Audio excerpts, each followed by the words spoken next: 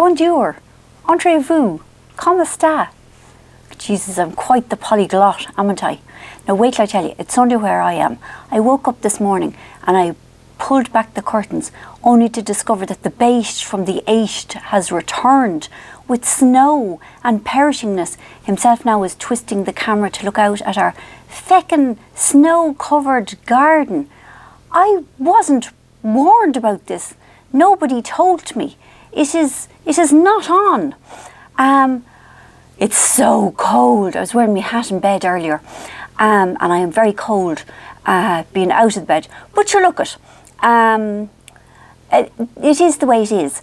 Now, it has been an intense time having Katrina home and the big party, and then old Fumman's birthday in the middle of it, and going out for the afternoon tea and eating out and eating rings around myself and generally eating. And I wanted to start my millet cleanse today. I don't even really know what millet is, just that it sounds really unappealing, and I thought that'll be good now. Millet and brine water, that'll be good for me.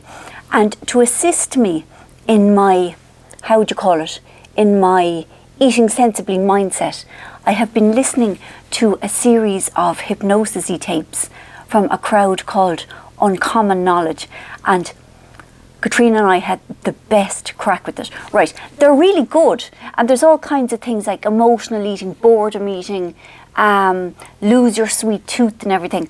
But the best bit about it is that they are narrated by a Scottish man called Roger Elliott, and he has the most lovely Scottish accent. And now I am going to do some of Roger Elliott for you.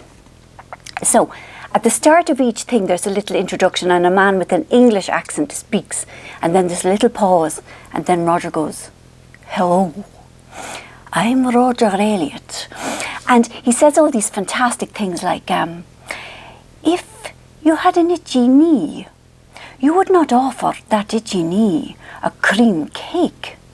You would simply scratch that itch. And he's trying to say like how mad it is to, if you're feeling sad or lonely or bored or whatever, that you would eat a cream cake to combat the boredom. You know, he's saying how illogical it would be, the same as if you tried to fix your itchy knee by offering it a bun, for example. Or another lovely thing he goes, and if a small child came to you in distress, that they had fallen down and hurt themselves, and this is my best bit, or found a wounded animal, you wouldn't give them sweets either. And the thing is, I would. Like, every time Teddy starts crying, I start flinging bags of buttons at him. And clearly, I am so locked into the whole thing of food as comfort, food as medication, food as entertainment. But now I'm going to play a little bit of Roger for you, because I'm sort of in love with him now. I sort of feel if I met Roger in real life, he'd cure me. And Katrina has gone back to New York, swearing that she is also going to buy Roger's downloads, because Roger will cure her too. Roger will cure us all. Hold on there now.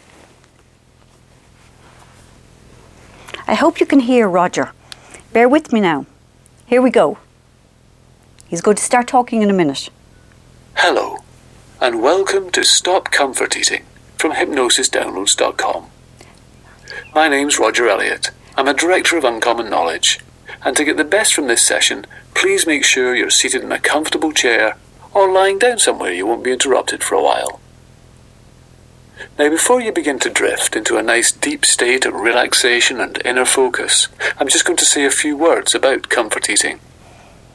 Whenever someone feels low, if they're lonely or disappointed about something, if they're worried or anxious, or even if they're just bored and dissatisfied, it's because there's a physical need or an emotional need within them that's not being met. That need might be for greater intimacy, to feel more connected. It might be a need for more meaningful, challenging or creative work. It might be a need for security and to know that you're safe. Or it might be a physical need for more sleep, for proper needs. Isn't he lovely? So he's saying you have to do other things instead of eating magnets. But I really like him. I spend at least half an hour a day now with Roger Elliott, and I'm enjoying him very much. Sudden wild enthusiasm, you know, I'm at it again. Now, what can I tell you? It's been a very intense time. And Katrina went back yesterday, and then it was St. Patrick's Day yesterday, and then with the snow, and with we see it's a bank holiday on Monday, but I'm hoping that I'll work. Himself is sick, and look at him there now. Look at him there you are there. He's got a throat infection, and he's doing that typical man thing of his throat was sore, and I said, how sore? He says, well, when I swallow, I feel like I'm swallowing knives. And I said, that sounds like you have a throat infection. And he goes, no, it's just a sore throat. What is it with men's and illness? Books. This here, Promising Young Women by Caroline O'Donoghue. It is brilliant. It's about a young woman. It's set in the now. It's published by Virago. It's about women in the workplace and how their best ideas are hijacked and stolen by men.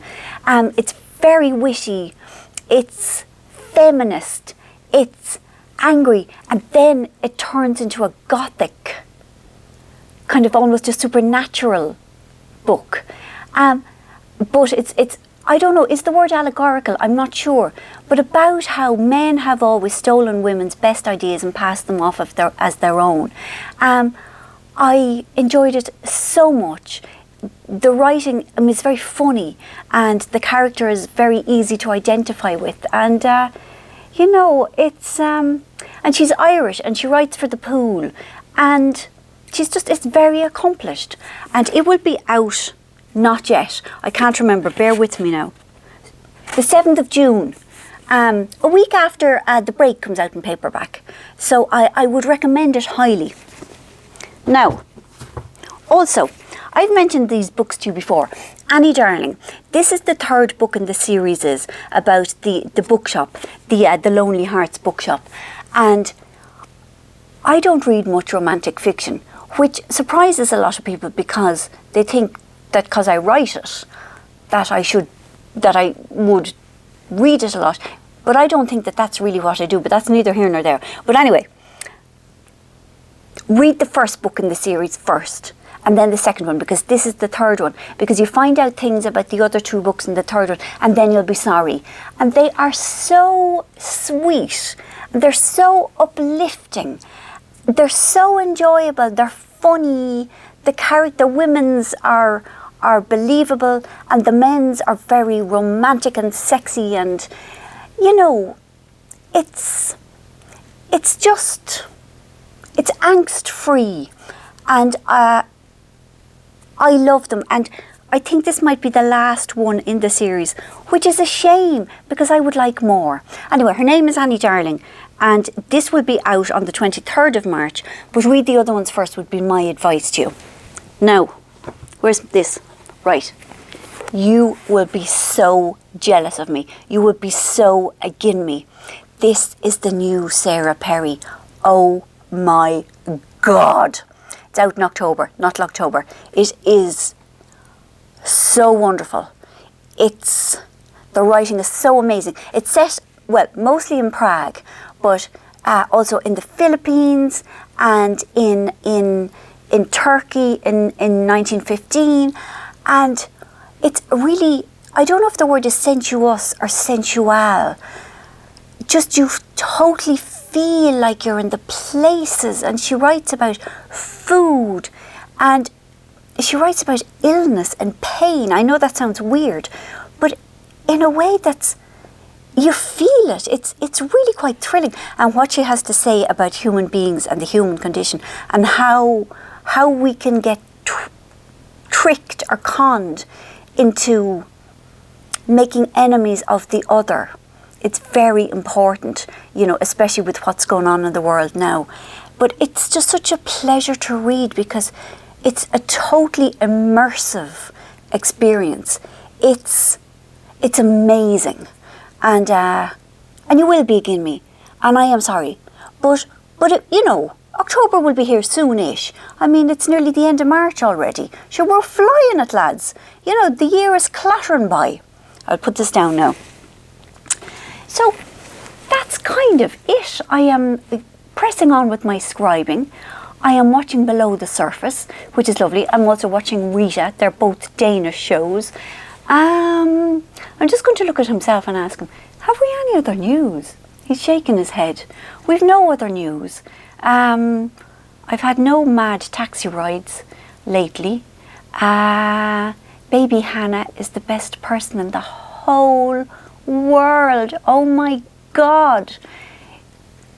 She does this thing with her neck, and she can fling back her head like 90 degrees, so she's looking right up at a person and looks into their eyes and into their soul.